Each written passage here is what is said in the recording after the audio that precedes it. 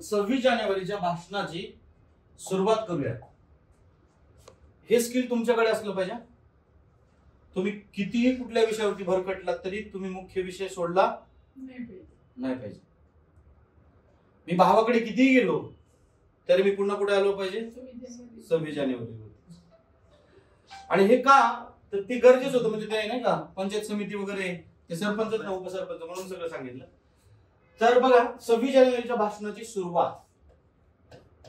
आता ही सुरुवात कशी झाली पाहिजे तर सुरुवात आहे ना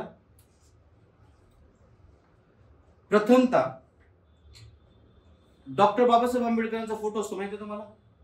26 जानेवारी प्रजासत्ताक दिनानिमित्त डॉक्टर बाबासाहेब आंबेडकरांचा फोटो लावला जातो म्हणजे लावला जातो.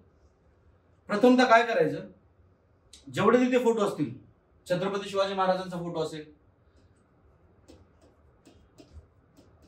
महात्मा गांधींचा फोटो असेल, भगतसिंग यांचा फोटो असेल, जेवढे फोटो दिसतील तिथं बाबासाहेबांचा फोटो असेल तर यांच्याबद्दल 2 शब्द बोलून मग पुन्हा सुरुवात करायची. म्हणजे कसं स्वराज्य संस्थापक ज्यांनी खरी लोकशाही त्यांच्या काळापासून अंमलात आणली होती, हिंदू हृदय सम्राट, प्रत्येक महाराष्ट्रातील प्रत्येक व्यक्तीच्या मनातील आराध्य दैवत एकच राजे, शूर वीर महापराक्रमी छत्रपती शिवाजी महाराज, मृत्यू स्वतःहून पत्करलेले व्यक्तिमत्व, कुठल्याही अन्यायाला बळी न जाणारे व्यक्तिमत्व, अवघ्या 23व्या वर्षी फासावर लटकलेले, भारत देशासाठी स्वतःच्या प्राणाच्या आहुती देणारे शूरवीर भगतसिंग, सत्य अहिंसा प्रेम हा शांतीचा संदेश देणारे महात्मा गांधी, थोर अभ्यासक, महामानव, संविधानाचे शिल्पकार, विश्वरत्न, भारतरत्न डॉक्टर बाबासाहेब आंबेडकर यांच्या प्रतिमेस आपण म्हणतो ना यांच्या प्रतिमेस वंदन करतो. तिथे जेवढे फोटो असतील ना त्यांचं नाव घ्यायचं. म्हणजे छत्रपती महात्मा गांधी, भगतसिंग असतील आणि डॉक्टर बाबासाहेब आंबेडकर यांचा फोटो असेलच. यांना वंदन करून यांच्या प्रतिमेस प्रथमतः वंदन करतो, यांना मानाचा मुजरा करतो आणि मग पुन्हा घ्यायचं की व्यासपीठावर उपस्थित असलेले आजच्या कार्यक्रमाचे अध्यक्ष हे नावं घ्या. त्यांच्याबद्दल 2-2, 3-3 विशेषण तुमच्या पद्धतीने लिहा. छत्रपती शिवाजी महाराजांबद्दल जर विशेषण लिहायची झाली तर किती विशेषण होतील ना विचार करा. जनतेचा राजा, जनतेच्या मनातील राजा, अजून काय महापराक्रमी, मुघलांच्या छातीमध्ये काय म्हणतात त्याला धडकण, मुघलांची धडकण वाढवणारा, स्त्रीला माते समान वागवणारा, सर्व धर्म समभाव जोपासणारा, जानदा राजा, लोकहितकारी राजा, लोककल्याणकारी, आई तुळजा भवानीचा मोठा भक्त, जिजाऊंचा आदर्श पुत्र, छावा संभाजीराजे यांचे पिता. किती काय काय येऊ शकतं ना विचार करा ना. त्यांच्याबद्दल विशेषण किती येऊ शकतं बघा ना. मग हे छत्रपतींची सुरुवात झाली.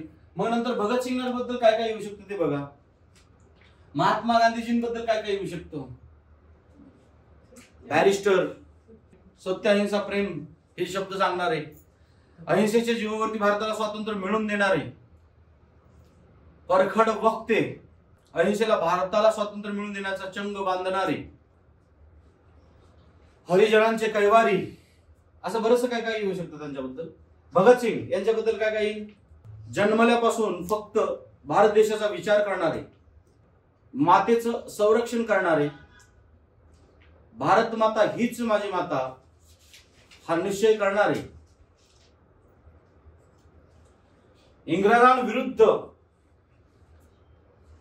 दमदार पाऊल टाकणारे, अन्याय सहन न करणारे, अन्यायाविरुद्ध बगावत करणारे, मृत्यूची भीक न मागणारे, मृत्यूला झुंज देणारे, अखेरच्या श्वासापर्यंत ब्रिटिशांना त्रास देणारे, असं कित्येक तरी त्यांच्याबद्दलचे शब्द निघतील ना. आणि मग बाबासाहेबांबद्दल भारतरत्न, विश्वरत्न, संविधानाचे शिल्पकार, महान अभ्यासक, विचारवंत, अर्थतज्ञ, राजनीतितज्ञ असे कित्येक तरी शब्द निघतील. आणि ते झाल्यानंतर मग तुम्हाला बोलायचं आहे व्यासपीठावर, म्हणजे जे कार्यक्रमाचं जे व्यासपीठ आहे, व्यासपीठावर उपस्थित असलेले आजच्या कार्यक्रमाचे अध्यक्ष. नेहमी लक्षात ठेवा, ज्यावेळेस शाळेत कार्यक्रम असेल त्यावेळेस गावचा सरपंच हाच अध्यक्ष असतो. आणि ज्यावेळेस प्रजासत्ताक दिन रस्त्यावरती वगैरे कुठे चालू असतो त्यावेळेस तिथला नगरसेवक असेल किंवा कोण असेल तो प्रमुख व्यक्ती असतो. आणि प्रमुख पाहुणे म्हणजे जे ओळीमध्ये बसलेले आहेत ते सगळेजण असतात. तर त्यातले प्रमुख 1-2 पाहुण्यांचं नाव घ्यायचं आणि बाकी उपस्थित असलेले सर्व मान्यवर, शिक्षकगण, उपस्थित असलेले सर्व गावकरी मित्रमैत्रिणींनो आणि इथे असलेल्या माझ्या बालक मित्रांनो, आज मग आता खरी सुरुवात होते. आज 75वा प्रजासत्ताक दिन. ही झाली एवढी सुरुवात. आज 75वा प्रजासत्ताक दिन.